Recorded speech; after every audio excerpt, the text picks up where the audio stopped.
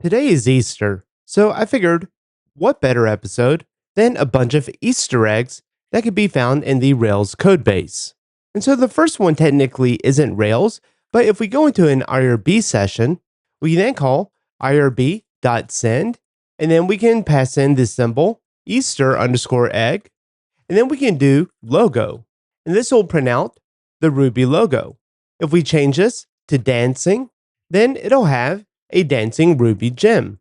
And another fun one, if we go under the active record, and then we go into the test folder and fixtures, there is a pirate.yaml file, which can be a bit of fun within the test suite.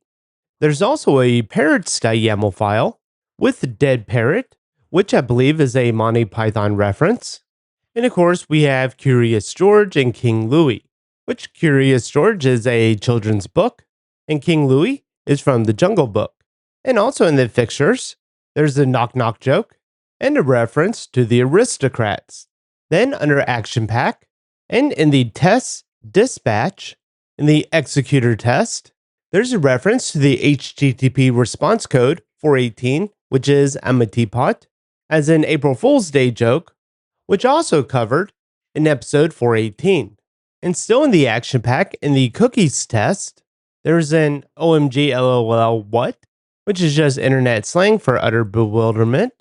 In the active model, under the lib folder, active model serializers, and in the json.rb, there's a reference to the Lucky Star anime, Konato Zumi.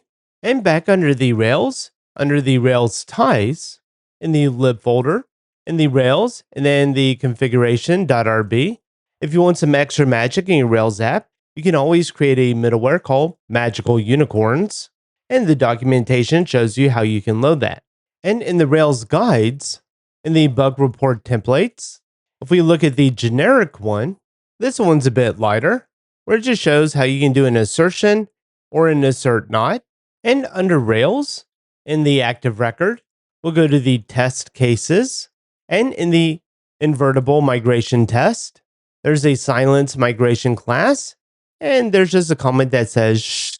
And so a lot of these are all in the test cases and not really affecting the Rails application. And that's good, because that's just the developers having a bit of fun and not causing any harm. But if we go into a Rails project and into the Rails console, we can look up a user with a user.first, and we could even do a user.second. But you can also do a user.40_2, and that will return the 40-second record, which is a reference to the Hitchhiker's Guide to the Galaxy. And so again, there's a lot of Easter eggs in the Rails code base, and a lot of them are just really small, but it's still fun coming across them. Well, that's all for this episode. Thanks for watching.